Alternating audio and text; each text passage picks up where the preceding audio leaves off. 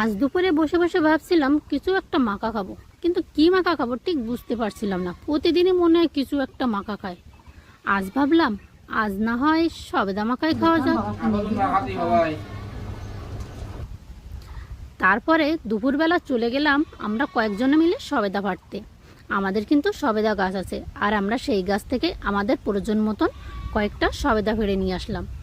সবেদাগুলো আনার পরে ভালো করে ধুয়ে বসে গেলাম খোসা ছাড়াতে। খোসাগুলো কিন্তু আমিই ছাড়িয়েছি সব। খোসাটা ছাড়াতে আমার কিন্তু ভালোই লাগছিল। সবেদাগুলোর খোসা ছাড়ানো আমার শেষ।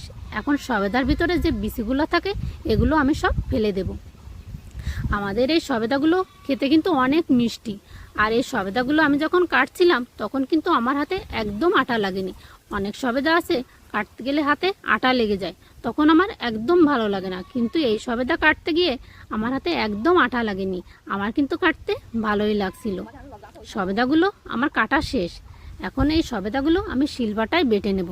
এই তো আমি বাটা শুরু করে দিলাম। আর এই বাটা দেখো না, এই বাটাগুলো সব আমাকে দিয়ে বাটাচ্ছে। ওরা বলছে আমরা কিছু পারবো না, তুমি খেতে চেয়েছো, সব কিছু তুমিই করবা। কি আর করা, বাটা শুরু করে দিলাম।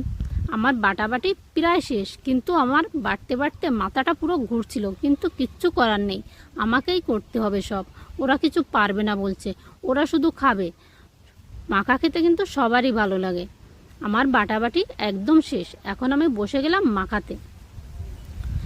এই যে আমি শুকনো ঝাল ভাজিটা খুব সুন্দরভাবে মাখিয়ে নিলাম, আর সাথে ছিল তেঁতুল আর ছিল লেবুর পাতা, আর দিয়ে দিলাম লবণ আর চিনি।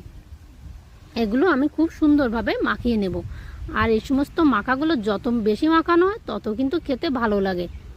সব কিছু মাখা যদি একটু বেশি করে মাখানো হয়, যদি একটু বেশি সময় ধরে মাখানো হয়, তাহলে কিন্তু মাখাটা খেতে ভালো লাগে।